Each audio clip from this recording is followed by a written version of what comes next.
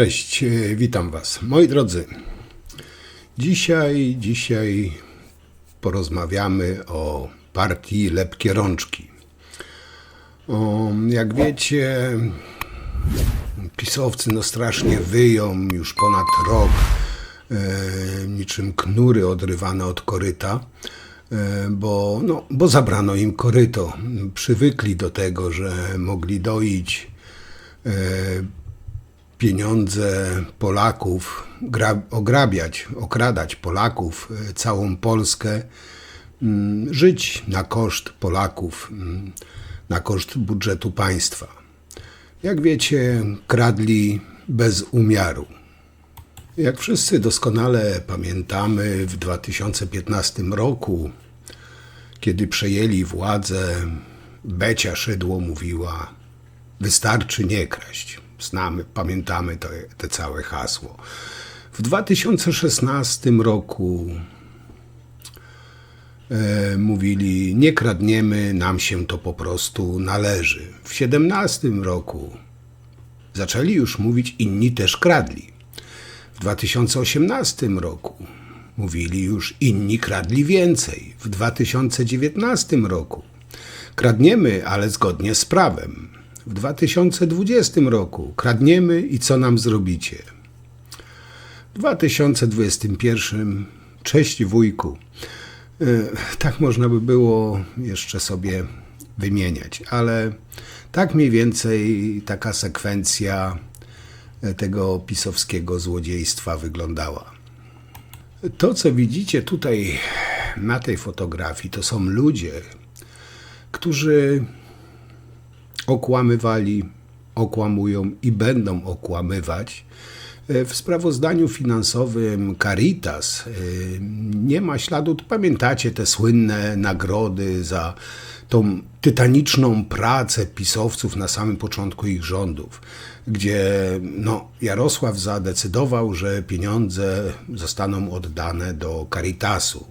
No i tutaj w sprawozdaniu finansowym Caritasu nie ma nawet śladu po wpłatach tych nielegalnych nagród, które Becia Szydło-Borowa wypłaciła sobie i całemu rządowi.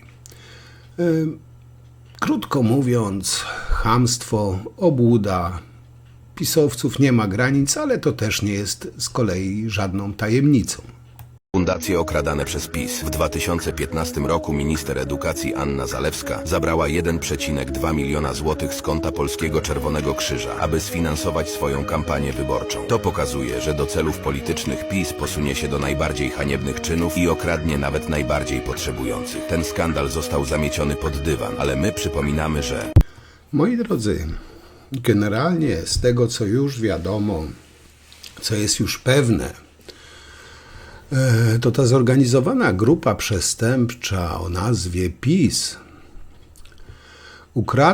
okradła Polaków, okradła Polskę, lekką ręką liczyć, około 100 miliardów złotych, nie 100 milionów, 100 miliardów złotych. I pokusiłem się tutaj o małe takie podliczenie, podsumowanie. Nie wiem, czy mi dobrze wyszło, bo też nie jestem jakimś wybitnym matematykiem. Ale tutaj rachunek wychodzi, generalnie rzecz biorąc, dość prosty. Żeby ukraść 100 miliardów złotych przez 8 lat, to trzeba kraść 34 250 000 złotych każdego dnia. Wliczając w to oczywiście niedzielę i święta. To jest tak obrazowo i bardziej zrozumiale oddaje skalę grabieży dokonanej na Polsce i Polakach przez tych pisowskich okupantów. Podkreślę jeszcze raz. Oni kradli przez 8 lat po 34 250 000 dziennie. To są sumy, które w głowach się po prostu nie mieszczą. Ta banda szkodników zadłużyła Polskę i Polaków na wiele pokoleń. Dług pisowski będą spłacały nasze jeszcze prawnuki. Czy aby móc choć, nie wiem, część tych pieniędzy odzyskać, Nie powinno się im na przykład konfiskować zdobyte nieuczciwie majątki w latach 2015-2024. No, Ziobro podobno sam wprowadził tą rozszerzoną konfiskatę. Ja bym osobiście się z nimi nie piórał. Tylko tutaj podejrzewam, że do elektoratu pisowskiego to raczej nie dotrze, no nie ma szans. No, znamy też teksty takich tępych pisiorów. No wszyscy kradli, ale ci przynajmniej się dzielą. No i tym popularnym wśród wyborców PiS stwierdzeniem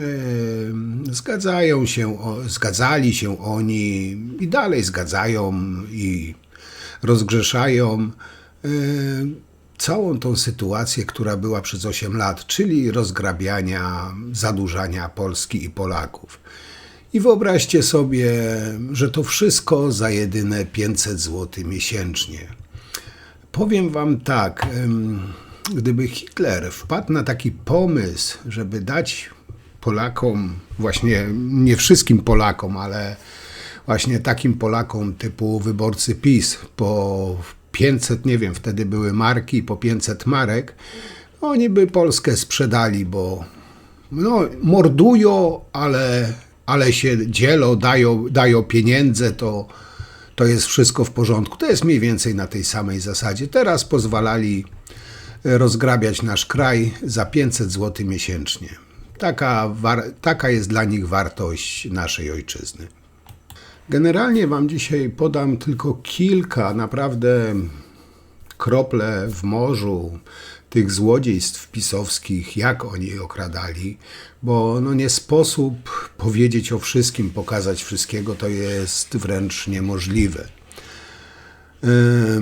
Wiecie, słyszycie, no te wycie w obozie pisowskim, no też no nie jest tajemnicą, że teraz oczywiście są wszyscy męczennikami, wszyscy są krystaliczni, uczciwi, no kradli w imię Boga, miłości do Polski i Polaków, rzecz jasna.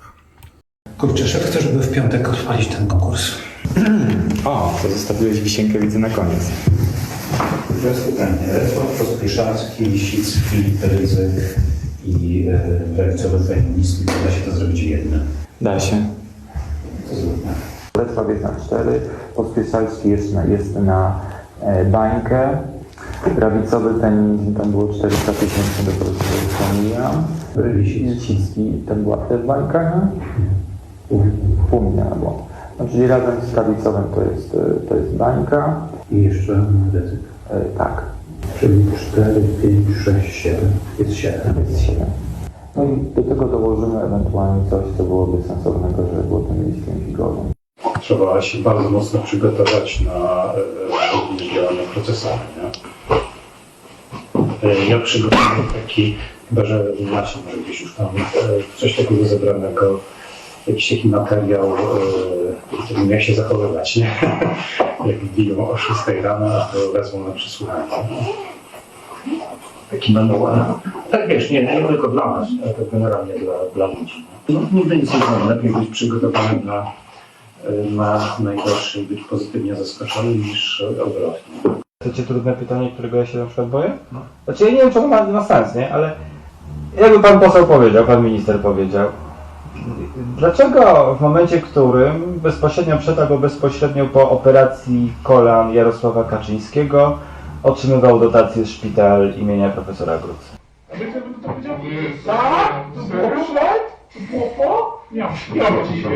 Nie prowadzę kalendarza. Operacji dokładnie. Myślińskiego. Myślę, że takie operacje są planowane na... Ja nie mam takiej wiedzy, to jest koincydencja. Nie, Ale żebyś nie był, wiesz... nie, ale dobrze, że w ogóle mi to tak obraznik przyszło. A tam był jakiś związek? Tam bardziej było tak bardziej, że wiesz, ale to tak działa, nie? Po prostu szef przyjeżdża do szpitala z Pawełkiem, bo tam coś sobie złamał, no i gada z tym profesorem i mówi, a co tam słychać? No, mówi, że przydałoby się to i to proszę napisać do funduszu. No tak to działa, nie? Ale nie powiem tego. No nie, ja tylko mówię, że tak? Nie wiem. Ty mówiłeś coś tam, że no jest kolano do zoperowania, to kolano. Nie, ale to tak nawet sobie tak śmieszkowaliśmy, Aha, nie, że okej. nie, bardziej chodziło o to, że warto mieć dobrą relację z tym gościem, bo to jest człowiek, wiesz, związany z Kaczyńskim, nie? Więc na takiej zasadzie, nie? No ale tak nie odpowiem. Wiadomo, że tak nie to. Dobra, i zacznijmy od sprawy takiej głośniejszej. Jak wiecie, no teraz pisowska narracja jest, że to za PO PKP Cargo padło. No, nie do końca jest to prawdą. Tutaj na przykład jako ciekawostkę powiem wam, że prezes PKP Cargo złożył zawiadomienie do prokuratury na Sasina. Wyobraźcie sobie, że Sasin nie tylko kazał zerwać wszystkie kontrakty PKP Cargo i wozić im węgiel. Czyli wiecie, to z tym węglem to było głośno, nie? Także no w każdym bądź razie Sasin kazał zerwać wszystkie kontrakty, które PKP Cargo zawiązała po to, żeby rządowi pisowskiemu wozić węgiel. Ponieważ Skarb Państwa nie miał pieniędzy na zapłatę dla PKP Cargo za przewóz węgla, to wyobraźcie sobie, że Sasin kazał im, czyli PKP Cargo, sprzedać lokomotywy, żeby były pieniądze na pensje i podwyżki. Tak? To nie fake, to nie żart. Między innymi tak właśnie niszczyli PKP Cargo, żeby nie było strajków, protestów przed wyborami oczywiście. PKP Cargo sprzedało lokomotywy, wypłacili sobie podwyżki i premie. Dzisiaj PKP Cargo jest bankrutem, a firmy niemieckie przejmują polski rynek. Ale pamiętajcie, to jest wina Tuska. I powiem wam, że naprawdę się zastanawiam, kto pójdzie siedzieć, kto będzie odpowiadał za doprowadzenie PKP Cargo do ruiny. Już są strajki, protesty związków zawodowych. I o ironio, które miały za rządów PiS-u oczywiście, miały olbrzymi wpływ na całe zarządzanie przez te 8 lat. Doili spółkę na potęgę bez opamiętania. A tu na wykresie macie mniej więcej 8 lat rządzenia przez pisowskich notabli właśnie tą spółką PKP Cargo. Zobaczcie, ta krzywa leci w dół niczym lawina. Panie Marszałku, Wysoka Izbo, jak mówią, po owocach ich poznacie. Dlatego chciałbym serdecznie pogratulować politykom Prawa i Sprawiedliwości sprawnego procesu zniszczenia PKP Cargo. Chylę czoła przed takimi osobami jak pan Czesław Warsewicz, zarządzał PKP Cargo w latach 2018-2021. Oczywiście całkiem przypadkowo jest członkiem Rady Programowej Prawa i Sprawiedliwości.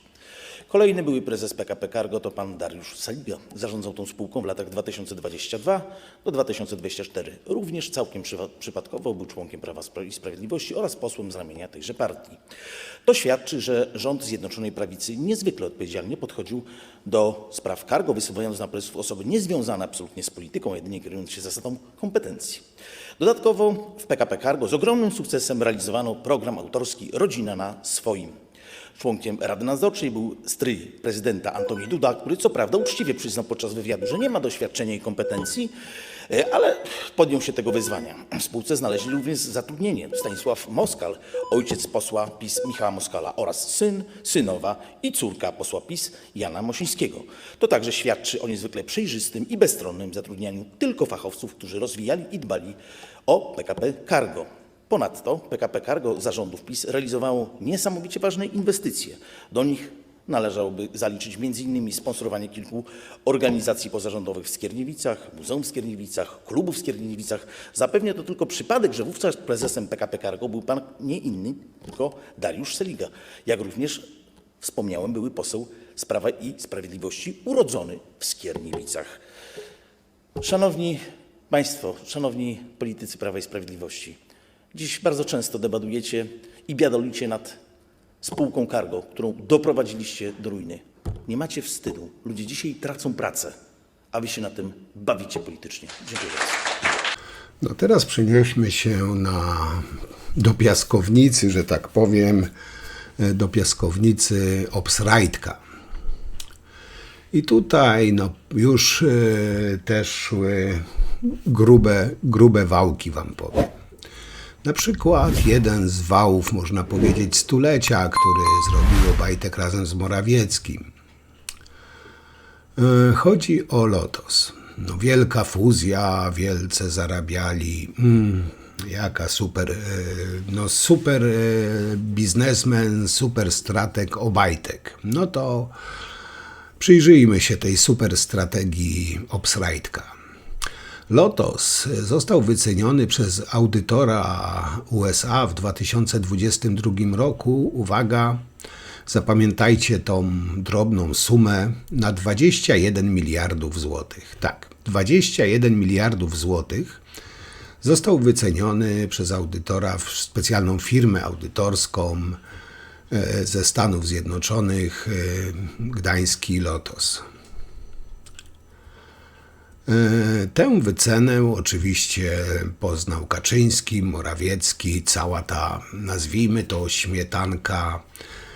śmietanka pisowska, czyli Morawiecki, Sasin, Obajtek, wszyscy.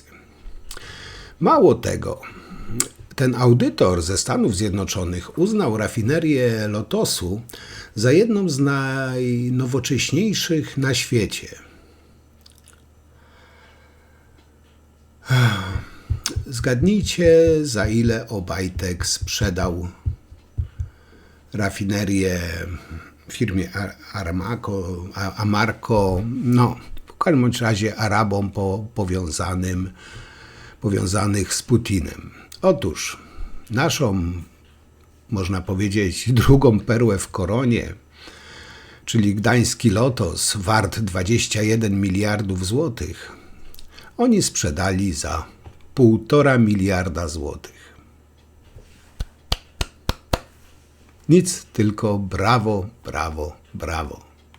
No ale jakby tego było mało, to Obajtek jako prezes Orlenu, za zgodą oczywiście naszego nieomylnego Jarosława Zbawiciela, w korupcyjny sposób przejął grupę Lotos, by w ten sposób zemścić się, nie wiem, na Tusku, na Gdańszczanach, czy po prostu nieźle sobie w łapę wzięli, nie wiem, tu sobie odpowiedzcie sami. Następnie w kryminalny sposób 30% rafinerii gdańskiej sprzedali dla Saudi Aramco za jedyne 15% jej wartości.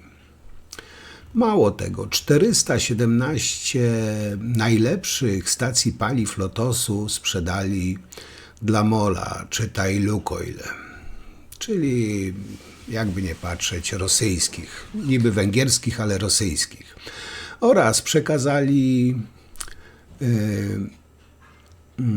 przekazał z dopłatą cenne strategiczne magazyny paliw dla spółki Unimot. Zgodnie tutaj z kodeksem cywilnym artykuł 388 można unieważnić umowę, jeśli ona ma znamiona wyzysku. No, dla mnie jest to wyzysk jak cholera. Sprzedać rafinerię wartą 21 miliardów za niecałe 2 miliardy. Jak to inaczej nazwać? Jak nie wyzysk? Unieważnienie umowy z MOL-em, Saudi Aramco czy Unimotem najbardziej zaboli tak naprawdę Orbana chroniącego Romanowskiego Putina, który liczy na odkupienie rafinerii gdańskiej od Saudi Aramco oraz wierzycieli Unimotu, którzy za darmo otrzymali majątek wart kilka miliardów złotych. Kaczyński i Obajtek muszą ponieść odpowiedzialność karną i finansową za wyprzedanie majątku narodowego. O tym pisowcy nie mówią. I ja jestem przekonany, powiem wam, że oni tego też bezinteresownie z dobroci serca nie zrobili. Czy można pomylić się w kosztorysie największej inwestycji w Polsce o 600%? Czy zdecydowałbyś się na budowę domu, znając tylko koszt postawienia ścian, bez działki, dachu i wykończenia? Dokładnie tak postąpił zarząd Daniela Obajtka. Tyle, że chodziło o gigantyczną inwestycję petrochemiczną. W 2018, ogłaszając program rozwoju petrochemii, zarząd Daniela Obajtka szacował jego koszt na 8,3 miliarda złotych. Spodziewał się też 1,5 miliarda złotych zysków z tej inwestycji. 5 lat później Daniel Obajtek przyznał, że koszt inwestycji wyniesie jednak 25 miliardów złotych. Podejmując decyzję o 3-krotnym zwiększeniu nakładów inwestycyjnych, zarząd nie tylko nie policzył jej pełnych kosztów, ale jednocześnie ograniczył jej zakres. Z projektu wypadła jego najbardziej perspektywiczna część, czyli chemikalia zaawansowane. Wtedy zarząd wiedział już, że inwestycja nie ma szans zarabiać deklarowanych na początku 1,5 miliarda złotych rocznie. W 2024 roku, już po odejściu Daniela Obajtka, Orlen po raz pierwszy od początku inwestycji w pełni oszacował jej koszty. To nawet 51 miliardów złotych, czyli Daniel Obajtek niedoszacował kosztów 6-krotnie. Tak dramatyczny wzrost niedoszacowanych wcześniej kosztów oznacza, że inwestycja w olefiny w jej pierwotnym kształcie jest po prostu nieopłacalna.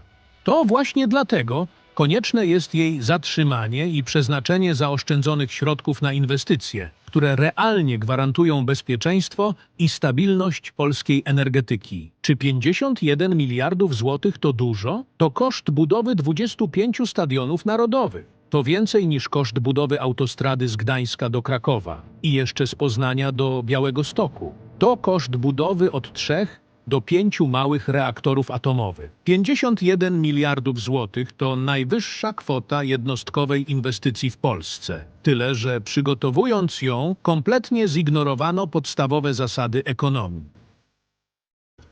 Moi drodzy, słynne olefiny 3. Orlen, i tutaj bardziej wał Obajtka, 10 razy wyższy niż sprzedaż Lotosu Arabom. Olefiny miały kosztować Polaków 8,5 miliarda złotych. Prawdziwy koszt okazał się 51 miliardów złotych. No powiem wam, że mają rozmach skurwysyny. Obajtek oddał kluczowy fragment instalacji olefiny 3 firmie Syntos Michała Sołowowa za 500 milionów złotych.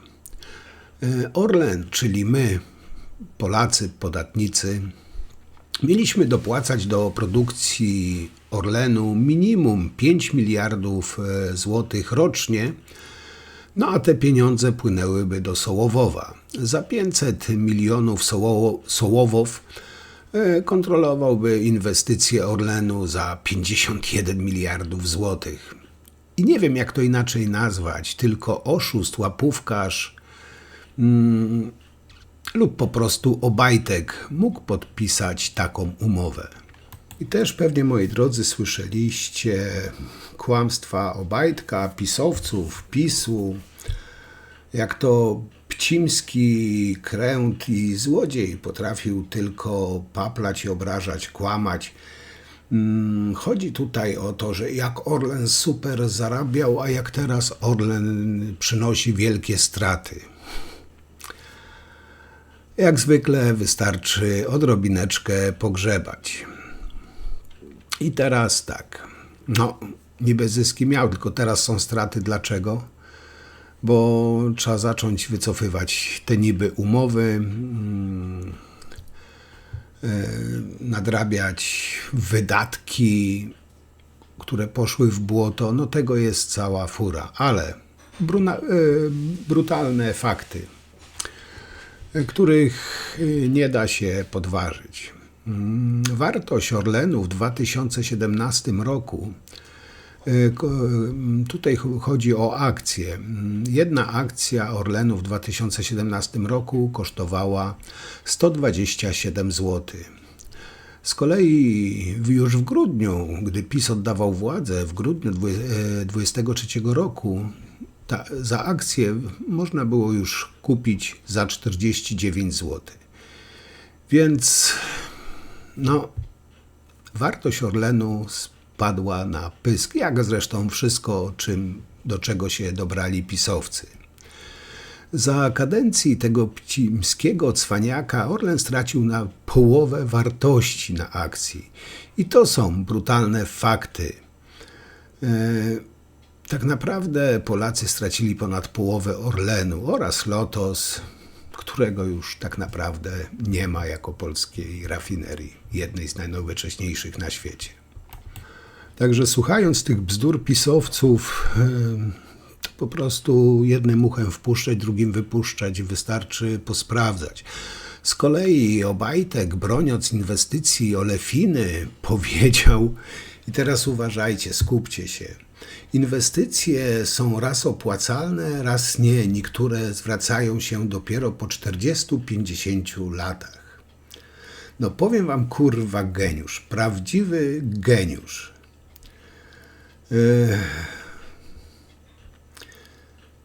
A tak na poważnie, ci wszyscy spischlewni to jednak jest naprawdę wyjątkowy stan umysłu. Ja już nie wspomnę już nawet o grupie Azoty, która była europejską potęgą. W zaledwie 3 lata Obajtek zrobił z Azotów europejskiego bankruta.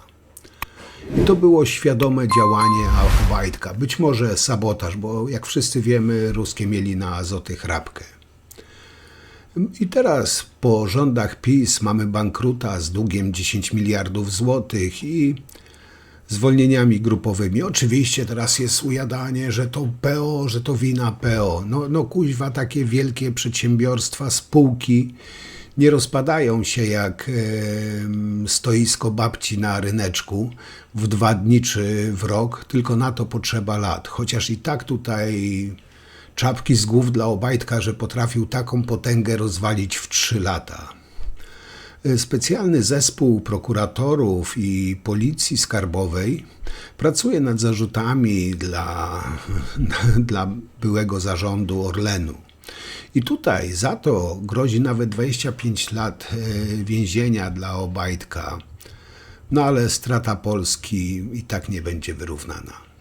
Panie Przewodniczący, politycy partii Kaczyńskiego wpadli na taki pomysł, aby tutaj odegrać przed nami w parlamencie pewien spektakl.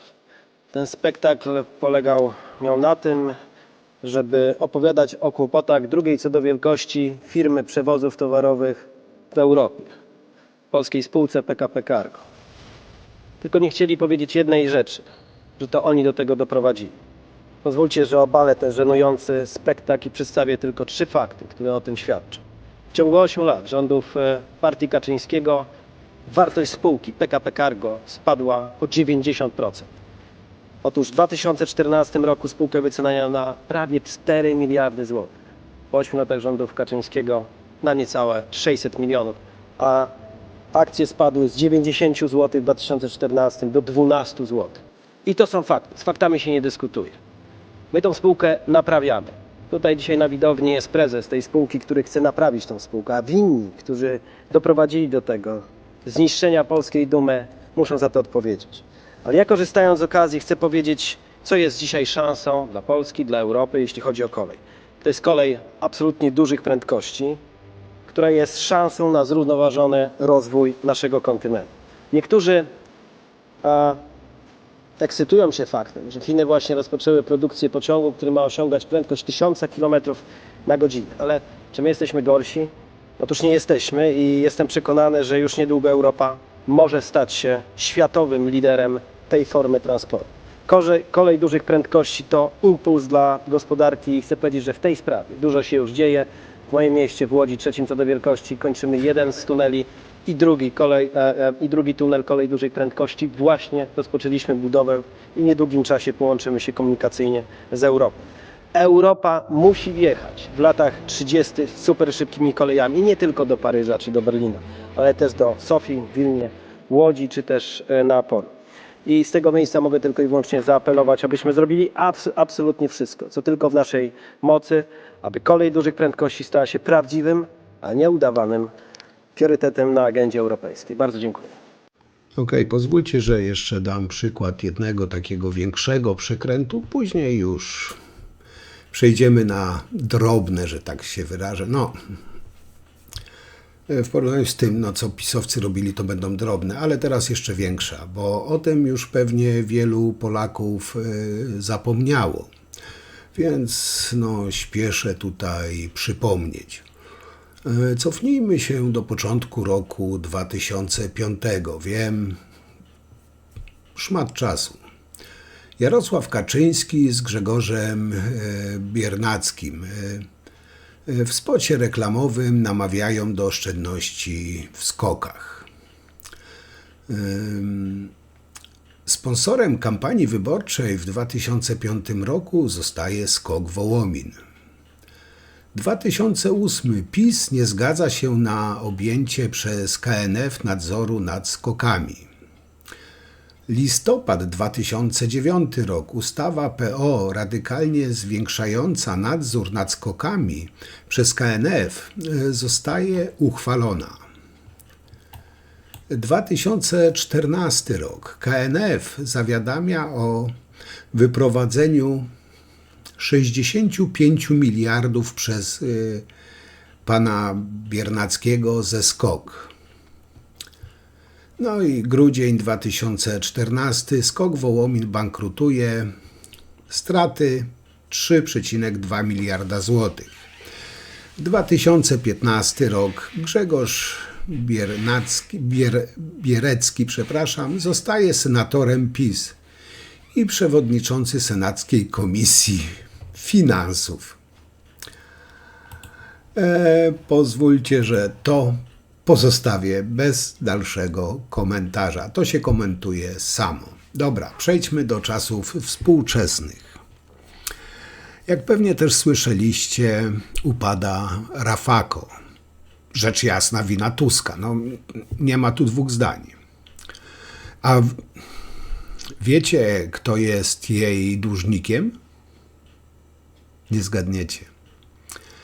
Ano nasz Tadzio inwestor Rydzyk i jego fundacja. Bo nie wiem, czy wiecie, ale sąd wydał nakaz zapłaty i Lux Veritas musi oddać Rafako 25,5 miliona złotych. Oczywiście ten kontrakt był zawarty za rządów PiS-mafii. A, jeszcze jedna ciekawostka mi umknęła. Na przykład grupa energetyczna PGE z gigantyczną stratą za 2023 rok, nie 24, 23. Ma stratę 5 miliardów złotych skonsolidowanej straty netto. Tragicznie wygląda też zadłużenie naszej strategicznej spółki, generalnie 21 miliardów złotych. No, powiem wam, że nie tylko okradali, ale też niszczyli energetyczne bezpieczeństwo Polski. Teraz lamentują, że prąd jest bardzo drogi. No, powiem wam, pieprzeni hipokryci. W zarządzie byli sami działacze PiS z kolesiami, już są oczywiście wyrzuceni na bruk, ale PGE jest bankrutem. Za złodziejstwo PiS trzeba będzie płacić. Zapłacimy wszyscy, Polacy, właśnie cenami prądu. Ale oni teraz mają paliwo do tego, że to Tusk zafundował Polakom drogią energię. Rozpieprzyli wszystkie pieniądze. Nie zreformowali czy nie naprawili żadnych przesyłowych linii, nic nie zrobili z energetyką. Jeszcze 2 miliardy wypieprzyli na elektrownię w Ostrołęce, której nie ma. No kradli gdzie się dało, jak się dało, na wszystkie możliwe sposoby. Jeśli myślicie, że jest jakakolwiek komórka, że tak to określę, którą pisowcy by ominęli, to jesteście w wielkim błędzie. Bo te sukinsyny nawet okradali sportowców. Znaczy, zresztą posłuchajcie. Gdyby po zarobkach oceniać, kto ma w państwie najbardziej odpowiedzialną pracę, to chyba szef Polskiego Komitetu Olimpijskiego. Gdzie mu tam do niego, prezydentowi albo premierowi? I ciekawy jest też wykres tych zarobków, bo wygląda mniej więcej tak. Najpierw 10 000, potem 100, potem mniej, potem 70. I warto dodać, że żaden szef PKOL przed nim pieniędzy nie dostawał. Artur Molenda. Straszna rzecz.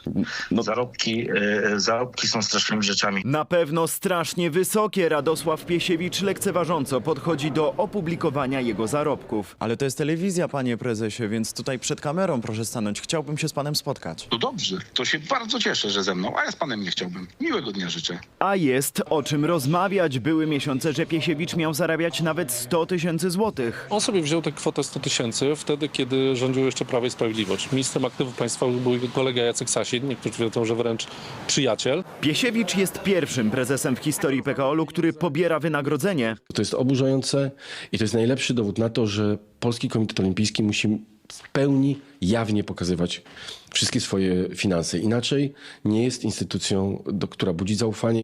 Jak ustalił Onet, Piesiewicz w maju ubiegłego roku podpisał umowę wsteczną na 10 000 złotych. Miesiąc później podwyżka do 100 000 złotych. Potem 2 obniżki, a we wrześniu przyszłego roku znowu dostanie podwyżkę do 70 000 złotych. Pół roku później ma być kolejna obniżka. Pierwszy aneks podpisał już po wyborach parlamentarnych, kiedy otoczenie polityczne wokół Radosława Piesiewicza się zmieniło i wiedział, że nie będzie tak korzystne i przyjazne dla niego, jak za czasów Prawa i Sprawiedliwości. Dla porównania, to zarobki najważniejszych osób w państwie. Daleko im do prezesa Piesiewicza. Ile dostajecie od PKOL-u?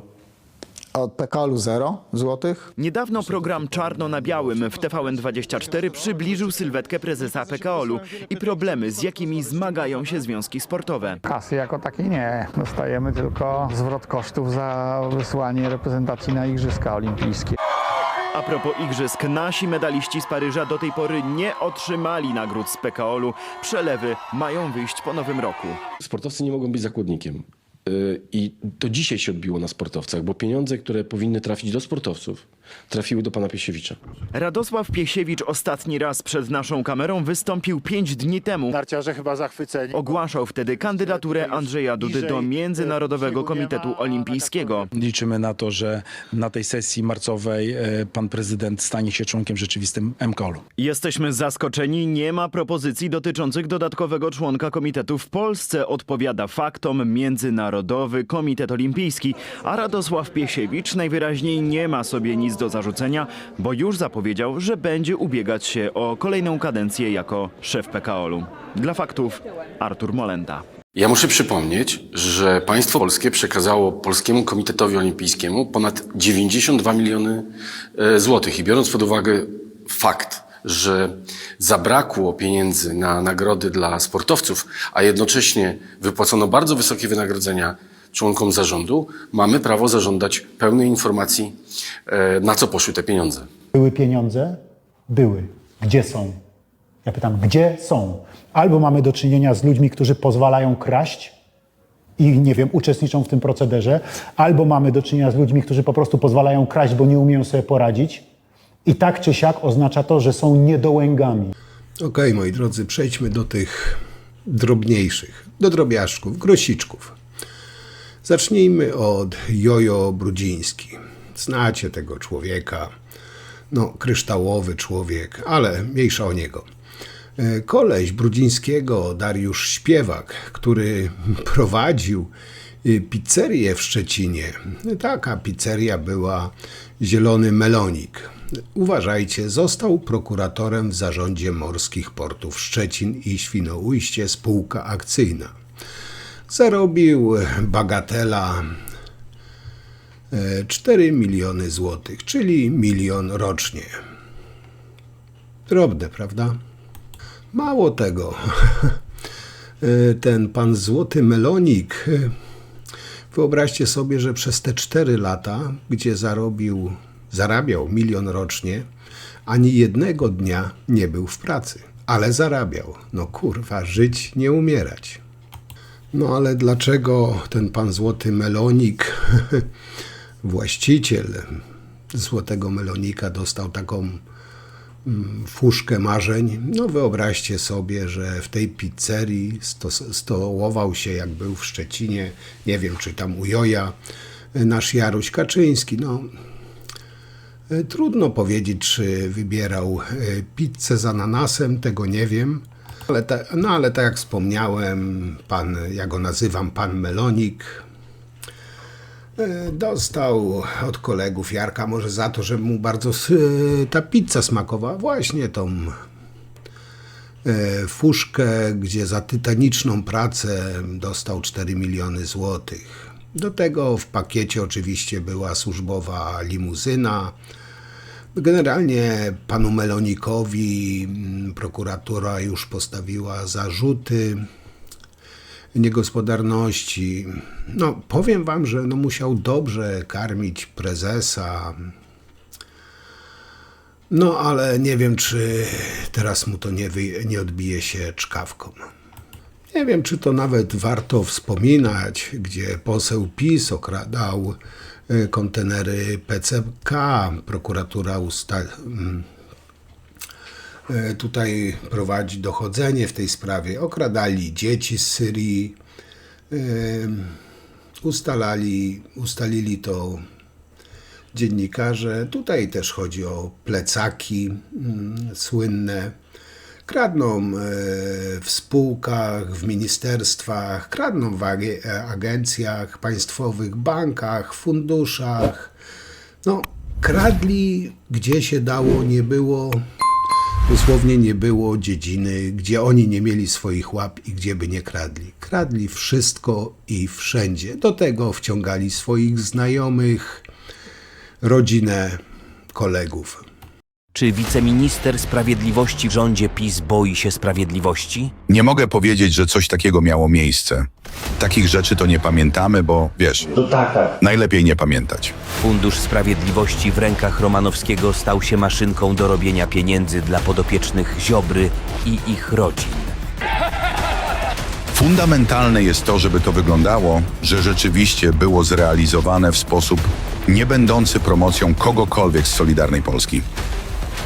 Marcin Romanowski ma postawione kilkanaście zarzutów, grozi mu 25 lat więzienia, jest poszukiwany listem gończym oraz wydano za nim europejski nakaz aresztowania. Uciekł na Węgry, gdzie sojusznik Putina udzielił mu azylu politycznego. Czy tak postępują niewinni? Najpierw was okradł, a potem zdradził? Tak wygląda patriotyzm pisowskich elit. O tym już wam wspominałem, że przez rok pracy w Alior Banku brat obsranej zbroi Ziobro zalogował się do systemu informatycznego 24 razy, na co poświęcił aż 9 godzin. Za tę tytaniczną i wyczerpującą pracę zarobił bardzo marne 700 000 złotych. To już tak mówię, są drobiazgi. Teraz tak. Kadrowa polityka PiS Anna G., działaczka z Tarnowa, podejrzewana wraz z innymi lokalnymi kacykami, z tej partii oczywiście, o przejmowanie majątków starszych, przewlekle chorych mieszkańców DPS-ów. No to już jest naprawdę wyjątkowo obrzydliwe zajęcie, że tak powiem. Nawet w ich rozległej inwencji przestępczej, mówię tu o pisowcach, no ale skoro siedział w PiS-ie gość, który wykorzystywał desperację rodziców śmiertelnie chorych dzieci, obiecując im wyleczenie i dając z nich kasę, to nie są ludzie. To są zwierzęta. Nie, nawet nie zwierzęta, bo zwierzęta mają więcej uczuć niż te stworzenia. No ale wracając do tej pani właśnie kadrowej, która przejmowała majątki starszych, przewlekle chorych ludzi z DPS-ów, w oczekiwaniu na proces dostała od pisowskich władz Małopolski fuchę w Radzie Nadzorczej lokalnej spółki. No, tego nawet już nie wiem, jak to skomentować, powiem wam. Pan poseł Kuźmiuk sprytnie żongluje liczbami, ale panie pośle, to nie cyrk. Faktyczne liczby za waszych rządów to skumulowana inflacja za waszych rządów na poziomie 47%. Przeciętne wynagrodzenie brutto za waszych rządów, panie pośle, rosło o 2,9%. Nie wiem, czy pan poseł wie, ile wzrośnie w tym roku. 9%. 3 razy mocniej. Można? Można. Udało wam się doprowadzić do tego, że realny wzrost wynagrodzeń w Polsce w 2022 roku był ujemny. Wynagrodzenia Polaków, ich realna wartość spadły. Na koniec liczby, panie pośle. Oprocentowanie polskich obligacji, czyli koszty pożyczania przez budżet za waszych rządów, sięgało 8%. W tej chwili to 5,4%. Dziękuję bardzo. Następna szczęściara dobrej zmiany, bratanica Sasina, Klaudia Sasin, z zawodu szwaczka. Nie to, że miał coś do szwaczek. Otóż ta pani z także unikatowym zawodem, pani szwaczka, dostała intratną fuszkę w Radzie Nadzorczej Wodociągów w Kielcach. Co ma pani zajmująca się szyciem czy cerowaniem z wodociągami, nie mam pojęcia, ale zarabiała drobne 12 000 miesięcznie. Powiem wam, prawdziwy, w sumie może to być prawdziwy ekspert. Na przykład, jestem hydraulikiem, ale na to nie wpadłem. Tutaj pani mogła na przykład zszywać rury wodne, kanalizacyjne. Tutaj chylę czoła inwencji twórczej i Sasina, i pani Klaudynie. Teraz tak, na szczęście była minister sportu, pani Danuta Dmowska-Andrzejuk. Nie wiem, czy mogę nazwać, że okradała Polaków, nie wiem. W każdym bądź razie była dodatkowo zatrudniona też w totalizatorze, sportowym. I tam zarobiła też marne, drobne 483 000 złotych, nie będąc w pracy przez 483 dni. Czyli zarobiła 483 000, nie była w pracy przez 483 dni. Nie wiem, czy się wyżygać na tą pisowską mafię, bo olać tego po prostu nie można, ale zobaczcie skalę bezczelności. Robili jakieś fikcyjne etaty, żeby tylko doić kasę. Panie pośle Kaczyński, jak panu nie wstyd? Za waszych rządów inflacja sięgnęła 18%. Przez 8 lat waszych rządów skumulowana inflacja to 50%. Splądrowaliście portfele Polaków, splądrowaliście oszczędności polskich rodzin. Teraz inflacja wynosi 4%. Zamroziliśmy ceny energii, zamroziliśmy ceny kluczowych nośników po to, aby polskie rodziny, aby ich budżety zyskiwały na wartości. Wstyd, panie pośle Kaczyński. Powiem wam tak, mógłbym tutaj siedzieć i gadać całą noc i przytaczać przykłady. Ja się z jednej strony nie dziwię, że prokuratura się z tym wszystkim nie wyrabia, bo nawet tylko omówienie tego to by tutaj zajęło naprawdę, nie wiem czy nie lata życia. A już nie wspomnę o prostowaniu kłamstw pisowskich. Na przykład pisowska propaganda ostatnio mówiła, że Tusk dał 3,5 miliarda dla TVP. W rzeczywistości, jak się można łatwo dowiedzieć, TVP dostała 1 480 000 000 złotych dotacji zamiast zaplanowanych w 2023 roku przez PiS 2 870 000 000 złotych, tak zwanej rekompensaty i abonamentu. Koszty po 10 miesiącach w 2024 roku są niższe o 554 miliony złotych od tych, co z 2023 roku TVP tutaj spłaciła też z tych pieniędzy 90 milionów długu z obligacji zaciągniętych przez poprzedników. I taka jest prawda, i ją trzeba powtarzać. Moi drodzy, na koniec mam też dla was perełkę, która niby nie jest bezpośrednio powiązana z PiS-em, ale to za chwilę. PiS-owską przygodę z okradaniem Polek, Polaków zakończę wałem księdza Salcesona, tego męczennika, niemalże świętego. I nie wiem, czy o tym słyszeliście, czy o tym wiedzieliście, że wały księdza od Salcesonu i Ziobry w 2023 roku wykrył Urząd Skarbowy w Łodzi. Urząd w 2023 roku wykrył nielegalne przelewy, tak potocznie zwane pranie kasy, do takich niedziałających firm w Wielkiej Brytanii i zablokował konta Profeto. Ale pamiętajcie, że ten ojczulek ogolił brodę i został męczennikiem. Prokuratura Ziobry interweniowała w łódzkim urzędzie skarbowym, żeby odblokować pieniądze z Profeto, czyli te, które nasz świętojebliwy ojczulek od Salcesonu prał pieniądze. Pracowity ksiądz. Ponieważ dyrektor Urzędu Skarbowego nie zgodził się, to wyobraźcie sobie, że został w 2023 roku wyrzucony z pracy. Tak działa właśnie mafia.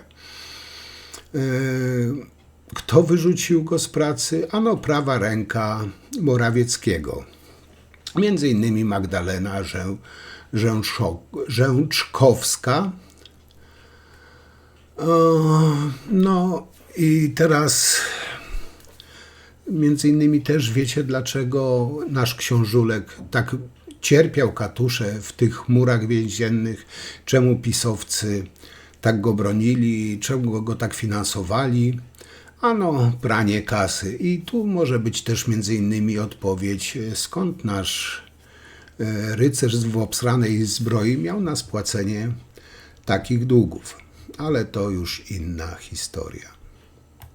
I na koniec, moi drodzy, mała niespodzianka. Co prawda, tak powiedziałem, nie jest to związane z PiS-em, choć może się niedługo okazać, że ma bardzo duże powiązania, ale to się okaże w praniu. I o kim tu, moi drodzy, mowa? Otóż ten antysystemowiec, co wywraca wszystkie stoliki, Mencen, Konfederacji, miał być geniuszem biznesu. Okazał się pijaczkiem i hochsztaplerem. Zyski jego firmy, notowania szorują po dnie. Obiecywał cuda. W niespełna pół roku jego firma straciła połowę wartości, a głupcy, którzy uwierzyli, stracili dziesiątki milionów złotych. Ale żeby było ciekawiej, Mencen też nie ma tak czystych rączek, jakby to się mogło wydawać. Dlaczego? Zobaczcie to w krótkim materiale, bo na słowo byście mi nie uwierzyli. Może poseł Mencen opowie nam, jak zebrał od Polaków 12 milionów złotych przez Fundację Rodzinną, żeby nie płacić podatków. Wykorzystując popularność i zaufanie Polaków, Mencen sprzedawał akcje o wartości nominalnej 10 groszy po 36 zł każda. 360 razy więcej. Nie wiem, czy wszyscy wiedzą, że nawet złotówka ze sprzedaży tych akcji nie trafiła do spółki Mencen S.A. na rozwój działalności. Wszystkie 12 milionów zainkasowała Fundacja Rodzinna Mencen. Jak tylko spółka weszła na giełdę, spadają przychody, a spółka przynosi straty. A pan Mencen pisze w raporcie, że nie wie, co robi i narzeka. Narzeka na ten Sejm, że nie komplikuje przedsiębiorcom prawa podatkowego i Mencen nie może zarabiać. Ale poprawię się, panie pośle Mencen. Pan nie tylko zna się na wacie cukrowej. Lody pan też potrafi kręcić. Może pan cukiernię założył? Nie wiem, co wy myślicie na temat Mencena, chociaż mam swoje zdanie i na temat Konfederacji i tak dalej. Jeszcze tutaj planuję zrobić osobny materiał. Ja już nie przedłużam, bo znowu się rozgadałem, przepraszam, ale no tego jest tyle, a tylko taki naprawdę tyci ułameczek tego pisowskiego złodzieja, pisowskich złodziei wam przedstawiłem. Także tutaj bym pobił modę na sukces, jak ja miał chciał wszystko pokazać. Także na dzisiaj tyle. Piszcie, proszę, co wy o tym wszystkim myślicie, jak to widzicie. Tak jak zawsze wszystkim bardzo dziękuję za komentarze, opinie, subskrypcje. Jak widzicie, czytam wszystkie. Mimo że stawiam mury, do kogoś tu piję. Nie, żartuję oczywiście. Każdy ma prawo do własnego zdania. Ja też. Także jeszcze raz wszystkim wielkie, wielkie dzięki. Pozdrawiam serdecznie, cieplutko. Na dzisiaj to tyle i do zobaczenia przy następnym materiale. Cześć.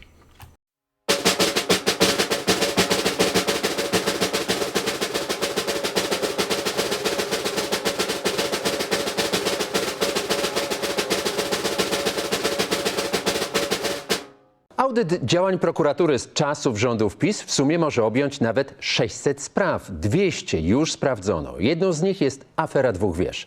Gerald Birgfellner, za sprawą którego historii się dowiedzieliśmy, zeznawał w prokuraturze przez kilkadziesiąt godzin. Mało tego, miał nagranie rozmów z prezesem PiS, który miał stać na czele tego biznesu. I to był duży biznes, tak za ponad 1 miliard. Jakub Sobieniowski. Tak, Mariusz Błaszczak udawał, że nie wie, o co chodzi w sprawie dwóch wież. Jaka sprawa? Dwóch wież.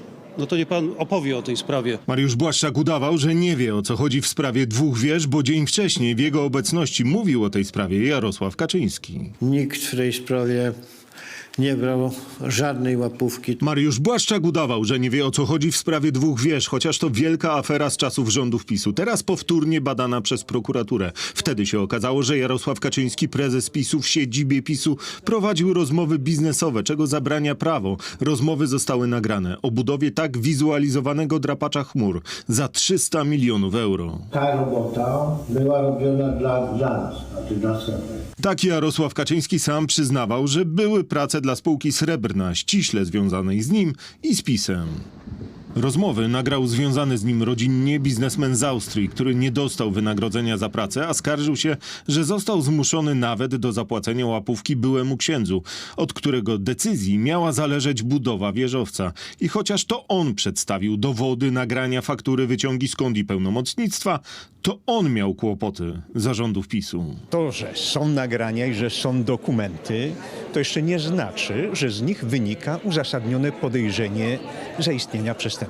Tak broniący Jarosława Kaczyńskiego polityk PiS-u kiedyś w PZPR-ze został sędzią Trybunału Julii Przyłębskiej. Dobra wymiaru sprawiedliwości. A CBA nawet nie zbadało oświadczeń prezesa PiS-u w związku ze Srebrną, a szefem CBA był polityk PiS-u kiedyś pracujący dla Srebrnej. Dla Srebrnej pracował też ówczesny szef ABW. Syn koordynatora służb specjalnych też pracował dla Srebrnej, a szefem banku, który miał kredytować inwestycje Srebrnej, był kolega Zbigniewa Ziobry, a ten bank zatrudniał jego brata. Jedna pisowska rodzina taka, a bliska rodzinom mafijnym. Pomiędzy pierwszą a drugą turą przesłuchań biznesmena, jak widać na tych zdjęciach, Jarosław Kaczyński przyjechał do Zbigniewa Ziobry. Oni wcześniej zmienili prawo tak, że prokurator generalny mógł bezkarnie zdradzić każdą tajemnicę każdego śledztwa, komu chciał. A to śledztwo, niewygodne dla Jarosława Kaczyńskiego, nie zostało wszczęte. W takiej atmosferze, tak pewni bezkarności byli politycy PiS-u. Był już taki polityk polskiej historii,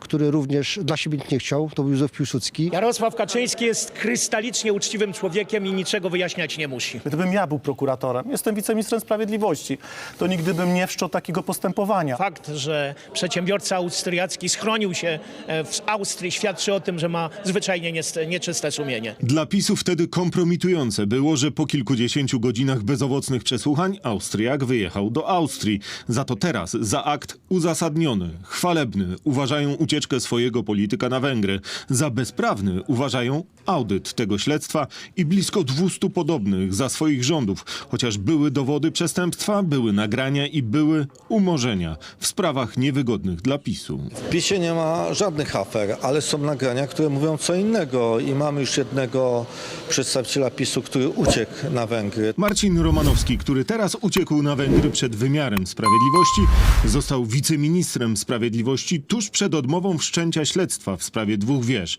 przez ówczesną prokuraturę. Jakub Sobieniawski. Fakty.